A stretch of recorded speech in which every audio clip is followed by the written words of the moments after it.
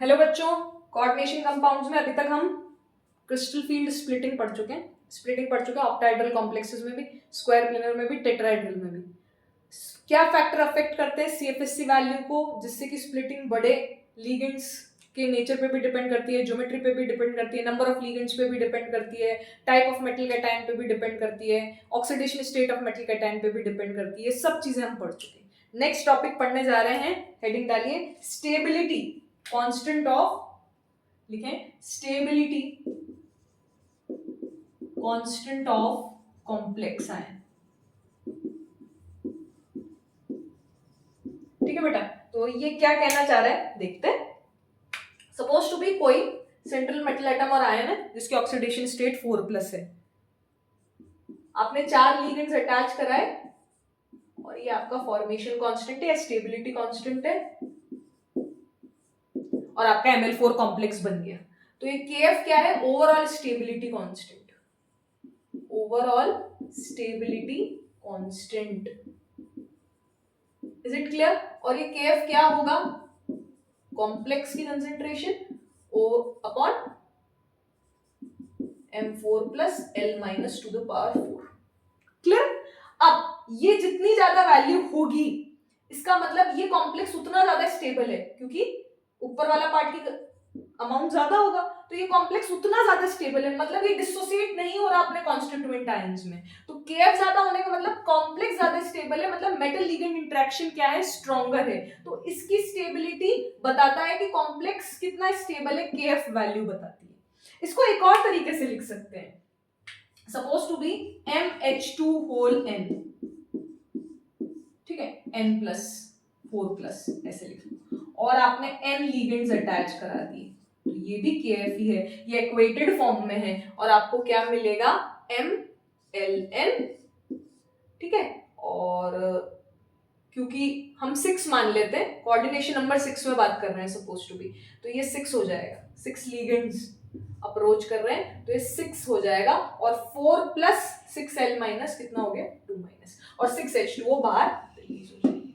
तो पहले 6 लिगेंड, पहले एक लिगेंड, स्टेप वाइज अगर स्टेबिलिटी कांस्टेंट की बात करें तो एक लिगेंड को 6 वाटर मॉलिक्यूल्स, एक लिगेंड 6 वाटर मॉलिक्यूल्स में से कोई सी भी जगह रिप्लेस कर सकता है। 6 में से किसी भी वाटर मॉलिक्यूल को एक लिगेंड क्या कर सकता है? रिप्लेस। फिर सेकंड केस में दूसरा लिगेंड रिप्लेस करेगा 5 वाटर मॉलिक्यूल्स को, लिगेंड तो रिप्लेस करेगा नहीं, तो 5 वाटर मॉलिक्यूल्स, जगह कम हो गई रिप्लेस करने की, तो वो K1 K2 K3 क्या होता जाएगा? घटता जाएगा। तो हम सिंपल तरीके से फर्स्ट वाले केस से ही समझते हैं। कैसे बेटा? जैसे M4+ है, इसमें एक लिगेंड आया, तो ये स्टेप वाइज स्टेबिलिटी कांस्टेंट है, तो क्या बना? ML3+, 4+ -1 3+। फिर ये ML3+ एक लिगेंड आया, तो क्या बना? ML2 2+, क्योंकि 4+ -2 2+। फिर क्या दिखेंगे?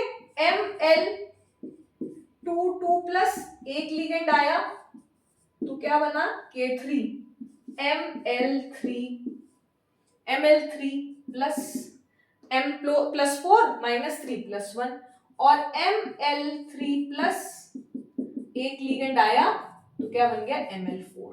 तो ये K1 था, ये K2 था, ये K3 था, ये K4 था बेटा। Is it clear? समझ में आता है यहां तक? अब K1 into K2 into K3 into K4, KF बोल लो या β4 बोल लो, क्योंकि 4 रिएक्शन से मिलके हमें फाइनल रिएक्शन मिल रही है, तो ये होता है। Is it clear? अब इसका लॉग ले लो, तो लॉग अगर हमने लिया तो K1 into K2 into K3 into K4 is equals to log KF। Clear? और log KF is equals to log A into B into C into D is log K1 plus log K2 plus log K3 plus log K4, ठीक है, is equals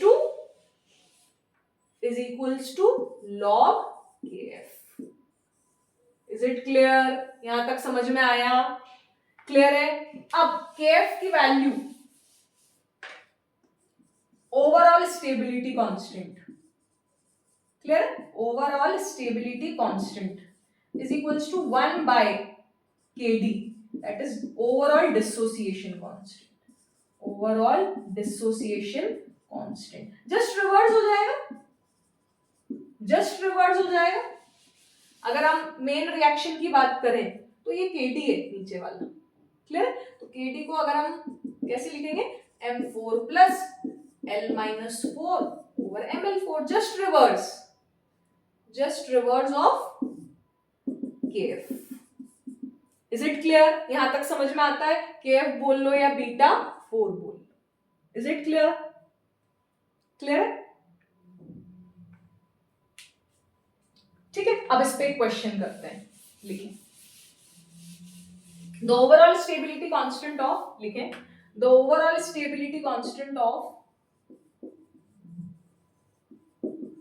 the overall stability constant of complex ion, that is copper NH3 whole 42 plus is 2.1 into 10 to the power 13. ठीक है बेटा? Then overall dissociation constant, ये PYQ ही है बेटा. Overall dissociation constant is y into 10 to the power minus 14. The y value of y is, is it visible? Yes. तो the value of y is, तो आप क्या करेंगे बेटा, 1 by kf कर दो, बहुत सिंपल सा है, is equals to 1 by kd, 1 by 2.1 into 10 to the power 13. 1 by 2 is 0.5, 2.1 ज्यादा है 2 से, तो 0.5 से कुछ कम आएगी वैल्यू, तो हमें तो इंटीजर टाइप में ही चाहिए था आंसर, तो 10 to the power minus 13 ही लगा देते हैं, कुछ कम आएगी 4.8, मतलब 0.48, 0.6, 0.49 ऐसे समथिंग आएगी. तो ये कितना हो गया, 5 into 10 to the power minus 14, तो वैल्यू कितनी हो जाएगी, 5. Is it clear? नेक्स्ट लिखें लिमिटेशंस ऑफ CFT. बस खत्म हो गया CFT भाई. ठीक है, 3-4 लेक्चर से मैडम 3-4 दिनों से एक का ये. डोंट वरी, कल जॉन टेलर और ट्रांस इफेक्ट, उससे एक बार क्वेश्चन आ चुके हैं नीट और मेडिकल में, तो नीट में भी और जेईई मेंस में भी तुम उसको पढ़ के और फिर वी विल स्टार्ट आइसोमर्स. मतलब विद इन 4 days और 5 days we will complete this and we will start revision of periodic table and chemical bonding. ठीक है, for your JEE Mains January attempt specially. ठीक है, तो लिमिटेशंस ऑफ CFT की बात करें तो it assumes metal ligand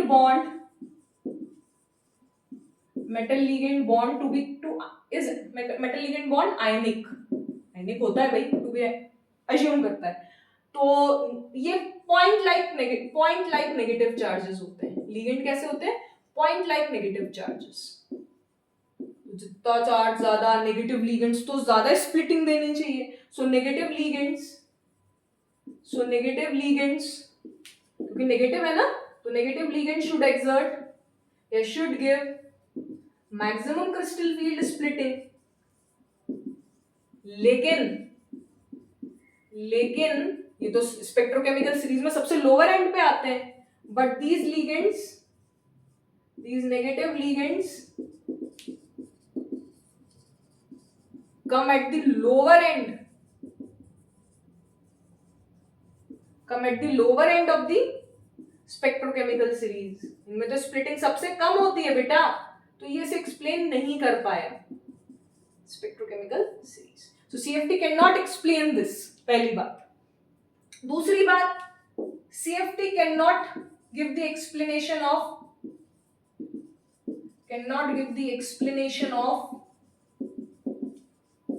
pi bonding interaction between ligand and metal, central metal atom और आयन.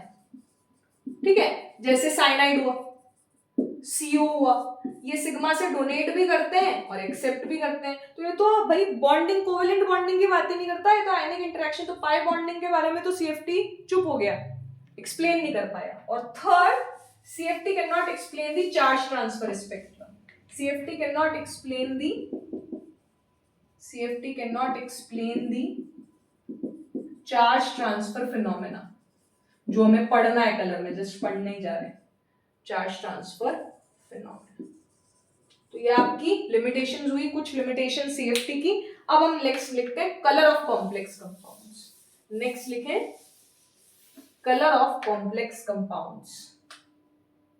बहुत इंपॉर्टेंट, बिल्कुल एनर्जेटिक वे में सुनिएगा, ठीक है, पूछा जाता है कई बार और समझ में भी आना चाहिए। सो कलर ऑफ कॉम्प्लेक्स कंपाउंड्स, जो कि बहुत बढ़िया, बहुत इंपॉर्टेंट कैरेक्टरिस्टिक्स है, कैरेक्टरिस्टिक है कॉम्प्लेक्स कंपाउंड्स की। तो इसमें हमें पहला तो पढ़ना है डीडी ट्रांजिशन, वेरी इंपॉर्टेंट, और थोड़ा बहुत आइडिया हम चार्ज ट्रांसफर का भी लेंगे, चार्ज ट्रांसफर स्पेक्ट्रम का,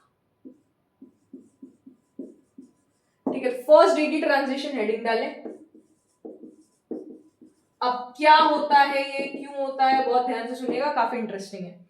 हम क्या करते हैं ना, 5 डी ऑर्बिटल्स लेते हैं, लेते आ ही रहे हैं, ठीक है। 2 ऑर्बिटल नीचे, 3 ऑर्बिटल, 2 ऑर्बिटल ऊपर, 3 ऑर्बिटल नीचे, T2G, EG सेट, इन दोनों की splitting delta naught, is it visible, yes, इन दोनों की बीच का difference delta naught, energy difference. अब मेरी बात सुनिए, एग्जाम्पल के रूप में हम लेते हैं टाइटेनियम H2 6 3+। इसका कलर क्या होता है ना, वॉयलेट होता है बेटा, रिमेंबर इट, ठीक है। अब टाइटेनियम होता है 22, मैडम ये तो हमें पता है, आर्गन 18, स्कैंडियम, टाइटेनियम, वेनेडियम, ठीक है, 3d2 4s2, 2 इलेक्ट्रॉन, 3 इलेक्ट्रॉन उड़ाने हैं, वाटर तो न्यूट्रल लिगेंड है, तो आर्गन 18 3d1, एक अनपेड इलेक्ट्रॉन है भाई। चलो यहां तक की कहानी, मैडम इसमें क्या है, तो हम सीएफटी में ही करते आ रहे थे, आपने कौन सी नई बात बताई। अब क्या होता है ना बेटा, अब बहुत ध्यान से समझना, सपोज टू बी इस सॉल्यूशन से titanium H2 6 3+ aqua complex of titanium 3+ से एक हमने विजिबल लाइट पास करी, क्लियर, इस सॉल्यूशन से विजिबल लाइट पास करी, तो इसने कुछ एब्जॉर्ब कर लिया, कुछ पार्ट इसने एब्जॉर्ब करके यहां से यहां जंप कर गया, यहां से यहां इलेक्ट्रॉन जंप कर गया, डीडी ट्रांजिशन हो गया, मतलब अनपेयर्ड इलेक्ट्रॉन की वजह से ही d d transition is due to unpaired electrons, unpaired electrons. कोई बोले कि D1 to D9 ही होता है डीडी ट्रांजिशन, जिसमें अनपेयर्ड इलेक्ट्रॉन होते हैं, कोई बोले मैं तो D0 और D10 में भी कराऊंगा जिसमें अनपेयर्ड इलेक्ट्रॉन है ही नहीं, तो no DD transition, remember it. पहली बात तो ये। अब वो डी ट्रांजिशन कैसे है मैडम, ये तो बता दो। तो ये इलेक्ट्रॉन यहां से यहां मूव हो गया, इज इट क्लियर, यहां से यहां कब मूव होगा, जब visible light, madam visible light कुछ तो पढ़ा था जीवन में, विजिबल लाइट थोड़ा सा बताओ ना मैडम। तो विजिबल लाइट का में एक ही कलर नहीं होता, विजिबल लाइट कंप्राइजेस ऑफ इतने सारे कलर, ठीक है, और ये एक दूसरे के कॉम्प्लीमेंट्री होते हैं। इसकी बात करें तो ये अगर एब्जॉर्ब कर लिया, ये अगर एब्जॉर्ब किया है किसी सॉल्यूशन में या किसी कॉम्प्लेक्स ने, तो आपको ये कलर दिखेगा। अगर ये एब्जॉर्ब किया है तो ये कलर दिखेगा। ये एक दूसरे के कॉम्प्लीमेंट्री कलर्स हैं। ऑरेंज और ब्लू एक दूसरे के कॉम्प्लीमेंट्री कलर्स हैं। ग्रीन और रेड एक दूसरे के कॉम्प्लीमेंट्री कलर्स हैं।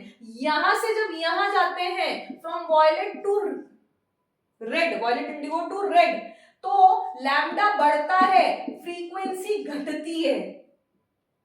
लैम्डा बढ़ता है, फ्रीक्वेंसी घटती है। अब यहां से यहां इलेक्ट्रॉन गया तो उसमें विजिबल लाइट पास हुई, उसमें से विजिबल लाइट पास हुई तो उसमें इतने सारे कलर्स पास हुए। अब इनमें से एक कलर या कुछ कलर, हो सकता है दोनों का कॉम्बिनेशन भी हो, कुछ कलर उसने क्या करे, एब्जॉर्ब कर लिए। कुछ कलर की वेवलेंथ उसने एब्जॉर्ब कर ली, कुछ कलर की वेवलेंथ उसने एब्जॉर्ब कर ली, तो क्या होगा, जो ट्रांसमिटेड और रिफ्लेक्टेड लाइट में जो वेवलेंथ बची हुई है उसका कलर हमें दिखेगा। कुछ तो इसने एब्जॉर्ब कर ली, और जो वेवलेंथ जो ट्रांसमिट और रिफ्लेक्ट हुई बची हुई वेवलेंथ, वो कलर हमें दिखेगा, वो इसका कॉम्प्लीमेंट्री कलर होगा। तो when a photon of visible light is thrown into this complex, then electron will jump from one d set to another d set, and we see the complementary color of light absorbed. जो light absorb करी है है, जो colour absorbed करा है, उसका complementary colour हमें दिखता है। तो write down when we pass visible light, when we pass visible light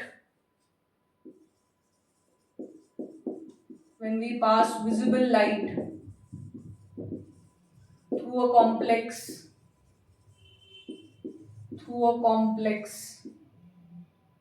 then when a photon of visible light, ऐसे भी लिख सकते हैं, through a complex, then क्या होगा, color of specific wavelength is absorbed. क्या हुआ, when we pass visible light, when we pass a photon of visible light, ठीक है, when we pass a photon of visible light through a complex, then color of a specific wavelength, एक specific wavelength का color absorbed होगा, and what we see is the complementary color. What we see is the complementary color of the light absorbed, of the wavelength absorbed. जो wavelength absorb करी थी उसका complementary colour हमें देखने को मिलेगा. So when we pass a photon of visible light through a complex, then colour of specific wavelength, colour किसी specific wavelength की क्या होगी, एब्जॉर्ब्ड होगी, एंड व्हाट वी सी, जो ट्रांसमिटेड और रिफ्लेक्टेड लाइट में जो हमें देखने को मिलेगा वो क्या मिलेगा, कॉम्प्लीमेंट्री कलर मिलेगा लाइट का, complementary colour of the wavelength absorbed. इस वेवलेंथ का कॉम्प्लीमेंट्री कलर हमें मिलेगा. Is it clear? ठीक है, ये वेवलेंथ जिस कलर की होगी उसका कॉम्प्लीमेंट्री कलर. जैसे एक एग्जांपल करते हैं, तो अगर ये वॉयलेट कलर का था, हमें वॉयलेट कलर का दिख रहा था, तो इसने कैसी कलर एब्जॉर्ब किया है, ग्रीनिश येलो. इसने कैसा एब्जॉर्ब किया है, ग्रीनिश येलो. टाइटेनियम H2O6 ने greenish yellow gas, yellow colour, sorry, greenish yellow colour is absorbed. Is it clear? यहां तक समझ आया? Is it visible ना? That's it. तो हमें वॉयलेट कलर दिखा. एक एग्जांपल करते हैं बहुत अच्छे से, उससे बहुत अच्छे से समझ में आएगा. और भी 2-3 बातें इसमें करनी है, देखते हैं एग्जांपल. आपको 3 कॉम्प्लेक्स M3+ के दे दिए, MCl6 MH2O6 और M cyanide 3-. ठीक है, अब इनके कलर्स हमें असाइन करना है, और हमें कलर क्या दे रखे हैं, assign colours that we see in complex, is green, red, yellow. Assign colours to these complexes. ठीक है, हमें नहीं पता इन तीनों कलर्स में से इसका कलर कौन सा है, इसका कलर कौन सा है, इसका कलर कौन सा है. ठीक है, अब आप बताएं. तो सबसे बढ़िया तरीका है, अब इसमें बहुत सारे कंसेप्ट हैं, बहुत ध्यान से सुनना. ये एक वीक फील्ड लिगेंड है, ये भी सबसे स्ट्रॉन्ग फील्ड लिगेंड है. ठीक है, साइनाइड और सी. तो इसमें स्प्लिटिंग सबसे ज्यादा होगी. याद करो वो दिन जब अपन ने अभी ये पढ़ा है ना, इसमें स्प्लिटिंग सबसे ज्यादा होगी. तो CFSC सबसे ज्यादा डेल्टा नॉट पे डिपेंड करता है क्रिस्टल फील्ड. और ये डेल्टा नॉट किस पे डिपेंड करता है, geometry of complex, factors affecting geometry of complex, number of ligands, nature of ligands, type of metal cation, oxidation state of metal cation, सब पे करता है. तो CFSC directly proportional to delta naught. Splitting, ये delta naught जितना ज्यादा, clear है. अब यहां से इलेक्ट्रॉन को आपको जंप कराना है, तो इसमें कुछ लैम्डा वेवलेंथ एब्जॉर्ब करी होगी. स्प्लिटिंग ज्यादा तो एनर्जी ज्यादा जो उसने एब्जॉर्ब करी होगी. एनर्जी ज्यादा तो न्यू, फ्रीक्वेंसी एब्जॉर्ब्ड ज्यादा, फ्रीक्वेंसी ऑफ लाइट एब्जॉर्ब्ड ज्यादा, अगर बहुत आम भाषा में बात करें तो. क्लियर है? ठीक है, तो CFSC यहां पे वापस से लिख रही हूं जगह, delta naught E is equals to H nu होता है, इसको मत भूलना, that is HC by lambda absorbed. किस एनर्जी का फोटोन यहाँ पे गिरेगा, उस इतना सफिशिएंट गिरना चाहिए कि वो यहां से यहां जंप कर सके, तो इतना लैम्डा एब्जॉर्ब्ड होगा उसका, H न्यू एब्जॉर्ब्ड होगा, ये nu absorbed. Is it clear? तो ये frequency of light absorbed, frequency of light absorbed,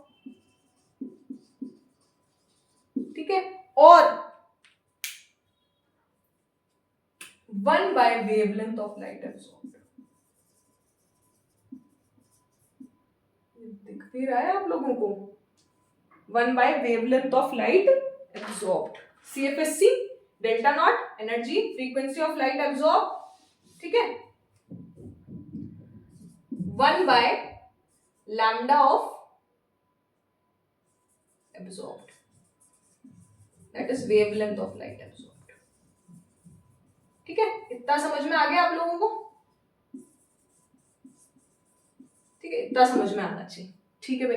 अब यहाँ पे स्प्लिटिंग सबसे ज्यादा, यहाँ पे आते हैं, ठीक है। स्प्लिटिंग सबसे ज्यादा, चलिए स्प्लिटिंग सबसे ज्यादा, तो स्प्लिटिंग सबसे ज्यादा तो एनर्जी गैप सबसे ज्यादा, तो आपको एनर्जी अच्छी खासी चाहिए उसको जंप कराने के लिए, इलेक्ट्रॉन को जंप कराने के लिए। यहाँ पे इस इलेक्ट्रॉन को ज्यादा एनर्जी चाहिए, तो ज्यादा फ्रीक्वेंसी ऑफ लाइट एब्जॉर्ब्ड होगा, ज्यादा फ्रीक्वेंसी ऑफ लाइट एब्जॉर्ब्ड होगा, तो विबग्योर हमें येलो कलर कब दिखेगा? जब हम ज्यादा फ्रीक्वेंसी की ऑफ लाइट एब्जॉर्ब करेंगे। तो इसका कलर कौन सा है? येलो। क्या कलर है इसका?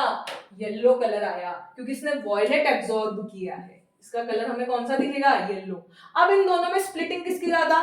वाटर की। वाटर की ज्यादा, तो हमें ग्रीन कलर दिखना चाहिए क्या सपोज टू बी? तो इसने रेड एब्जॉर्ब किया होगा। रेड तो एब्जॉर्ब सबसे कम एनर्जी है, बल्कि स्प्लिटिंग ज्यादा है, सबसे कम एनर्जी तो इसमें जाएगी, क्योंकि WFL है तो कम स्प्लिटिंग में ही जंप कर जाएगा। तो इसमें हमें कलर रेड दिखेगा, क्योंकि इसने ग्रीन एब्जॉर्ब किया होगा, जो ज्यादा फ्रीक्वेंसी का है, ज्यादा एनर्जी रखता है। ये जो कलर है, वो पर्टिकुलर कलर है, वो ज्यादा फ्रीक्वेंसी की है, तो रेड इसका कलर दिखेगा। और इसका कलर हमें ग्रीन दिखेगा, क्योंकि इसने क्या एब्जॉर्ब किया होगा? रेड। तो ये हमें दिख रहे हैं कलर, ठीक है। तो ये एमिटेड कलर्स हैं, राइट डाउन, ये एमिटेड कलर्स हैं।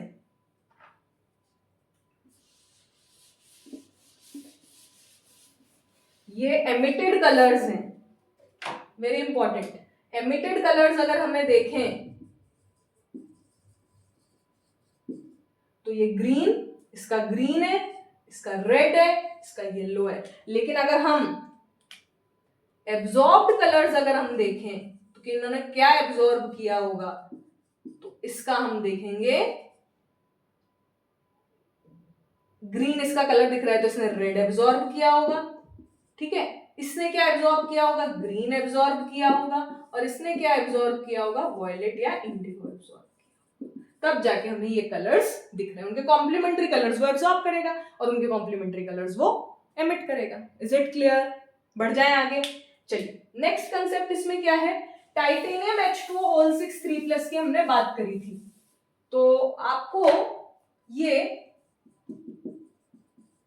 पर्पल कलर का या वॉयलेट कलर का कह सकते हैं, वॉयलेट कलर का हमें दिखा, ठीक है भाई। इसको हीट करना, एक बार हीट कर दो। अब ये टाइटेनियम 3+ बचा, क्योंकि वाटर मॉलिक्यूल्स तो उड़ गए, कलरलेस हो गया ये। सेंट्रल मेटल एटम और आयन का कोई कलर नहीं है। लिगेंड्स आए तो स्प्लिटिंग हुई, splitting of d orbitals is responsible for dd transition.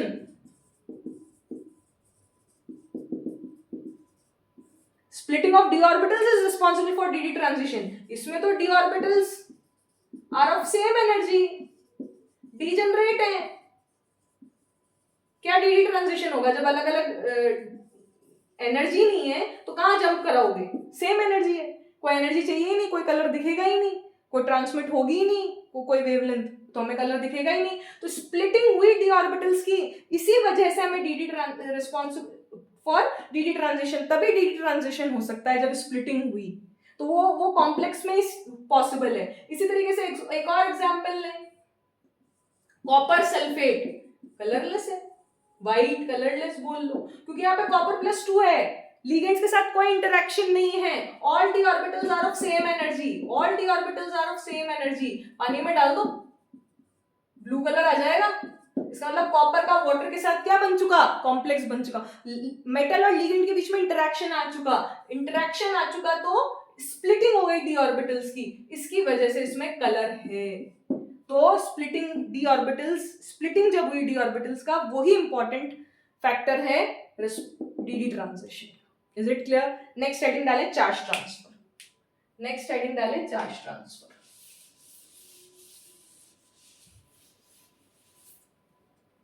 Charge transfer spectrum. Charge transfer spectrum क्यों होता है पहले पढ़ लेते हैं, फिर इसके टाइप पढ़ेंगे। ठीक है, ये चार्ज ट्रांसफर होता है फ्रॉम कॉम्प्लेक्स के एक पार्ट से दूसरे पार्ट में, मतलब इलेक्ट्रॉन चार्ज ट्रांसफर मतलब इलेक्ट्रॉन ट्रांसफर। सो इलेक्ट्रॉन और charge transfer from one part of complex to another part. Internal redox process है। अच्छा, डीडी ट्रांजिशन में अनपेड इलेक्ट्रॉन होना चाहिए, लेकिन चार्ज ट्रांसफर में हमें शेयर्ड इलेक्ट्रॉन से काम चलाना है। जो बॉन्ड्स बन चुके हैं उन्हीं में से इलेक्ट्रॉन क्या होते जाते हैं, शिफ्ट होते जाते हैं। तो शेयर्ड इलेक्ट्रॉन का प्रोसेस है ये। ठीक है, अब इसमें 3 टाइप पढ़ने हैं हमें। पहला तो पढ़ना है metal to ligand to metal charge transfer.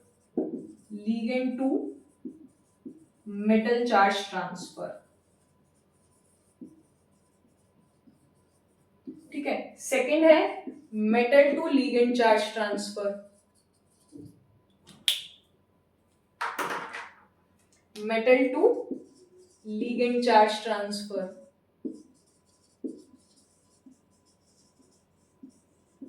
और थर्ड है metal to metal charge transfer.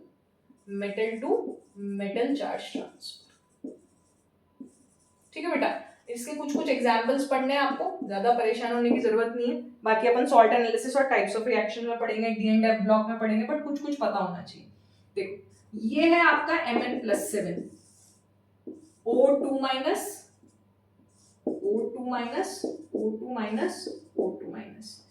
ये ऑक्साइड फिल्ड इलेक्ट्रॉन्स है इसमें, फिल्ड ऑर्बिटल्स है, मतलब इलेक्ट्रॉन से फिल्ड ऑर्बिटल्स है, और ये ऑक्सीडेशन स्टेट बहुत हाई है। तो ligand to metal charge transfer हो गया। इस वजह से आप देखेंगे कि पर मैंगनेट का कलर क्या होता है, इस ट्रांसफर से लिगेंड टू मेटल चार्ज, इसका कलर क्या हो गया, पर्पल। क्लियर? इसी तरीके से क्रोमेट का कलर क्या हो गया, येलो, और डाइक्रोमेट का कलर, इसमें एक और पढ़ सकते हैं, डाइक्रोमेट का कलर ऑरेंज। ठीक है, एक और पढ़ सकते हैं, पढ़ तो बहुत सारे सकते हैं लेकिन अभी सिर्फ कुछ ही बताऊंगी। एक और पढ़ सकते हैं मैंगनेट, पर मैंगनेट पर्पल कलर का है, क्रोमेट येलो कलर का है, मैंगनेट MnO4 वो ग्रीन कलर का है। Is it clear? समझ में आया? तो ligand to metal charge transfer, ये लिगेंड के पास फिल्ड है, इसके पास एम्प्टी है, यहां से यहां ट्रांसफर हो गया। ठीक है, तो ये इंटरनल रिडॉक्स हो गया, ये ऑक्सीडाइज हो गया, ये रिड्यूस हो गया। ठीक है, यहां से इलेक्ट्रॉन ट्रांसफर हो गया एक पार्ट ऑफ कॉम्प्लेक्स से दूसरे पार्ट, तो रिडॉक्स। ठीक है, charge transfer, this is it. अब मेटल टू लिगेंड, जितने भी साइनाइड, CO, जिसमें सिग्मा से लेना पाई से देना, सिग्मा से देना पाई से एक्सेप्ट करना, सिनर्जिक बॉन्डिंग जितनों में भी होती है, वो सब कॉम्प्लेक्सेस कलर्ड है। All carbonyl complexes are coloured, सारे कार्बोनिल कॉम्प्लेक्सेस कलर्ड है बेटा, ये कलर्ड है। K4Fe6 पोटेशियम फेरोसाइनाइड कलर्ड है, पेल येलो। ठीक है, और इसी में आगे potassium ferricyanide yellow colour. Clear? Metal to ligand charge transfer. Next metal to metal charge transfer देखें इधर, Fe3+ फेरिफेरोसाइनाइड। क्लियर है? इसको देखो, Fe3+ फेरिफेरोसाइनाइड, देख रहे हो? एक Fe3+ में, एक Fe2+ में, ये 3+2+ में चेंज हो जाएगा, ये 2+3+, ऐसे। This is internal redox. समझ में आया? समझ में आया? तो फेरी फेरोसाइनाइड है और उसका कॉमन नेम भी याद करना है आपको, प्रूशियन ब्लू। क्या नाम है इसका? Prussian blue, dark blue. Dark blue होता है भाई, डार्क ब्लू होता है। अब मैं इसको क्या कर रही हूँ, 3 और 4 को यहाँ 4 लगा रही हूँ, यहाँ 3 लगा रही हूँ। Is it clear? और दूसरा फेरोफेरिसाइनाइड, फेरो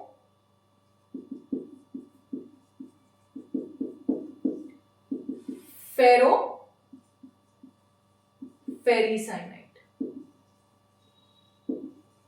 Fe2+ 3 इसको भी अगर हम करेंगे तो ये 3 हो गया, ये 2 हो गया, Fe3 FeCN6, FeCN6 ट्वाइस। इसका नाम है टर्नबुल्स ब्लू, टर्नबुल्स ब्लू, जो कि पेल ब्लू कलर का है। तो आपको ये दो तो याद रखने ही रखने, ये फेरोफेरिसाइनाइड, ये फेरोसाइनाइड। प्रूशियन ब्लू और टर्नबुल्स ब्लू कॉमन नेम, बहुत बार पूछे जा चुके हैं। प्रूशियन ब्लू, फेरो, ऐसे याद करो, बाहर 3 अंदर 4, बाहर 3 4 3 भी कर सकते हो प्रूशियन ब्लू, और टर्नबुल्स ब्लू 3 2, ऐसे। मैं कैसे याद करती हूँ, मैं बाहर की फेरी, बड़ी ऑक्सीड, Fe की 2 ही ऑक्सीडेशन स्टेट है कॉमन, +2+3, तो बाहर में 3 है, अंदर में 2 है, अलग अलग है, तो बाहर में ज्यादा अंदर में कम प्रूशियन ब्लू, बाहर में कम अंदर में ज्यादा टर्नबुल्स ब्लू। तो ये आपका कलर भी कंप्लीट होता है बेटा। अब अपन जॉन टेलर ट्रांस का बहुत छोटा सा टॉपिक है, बहुत जल्दी कंप्लीट हो जाएगा, 15 to 20 मिनट्स में। कल पढ़ते हैं, कल की वीडियो में, और फिर आइसोमर्स स्टार्ट करते हैं। Thank you so much.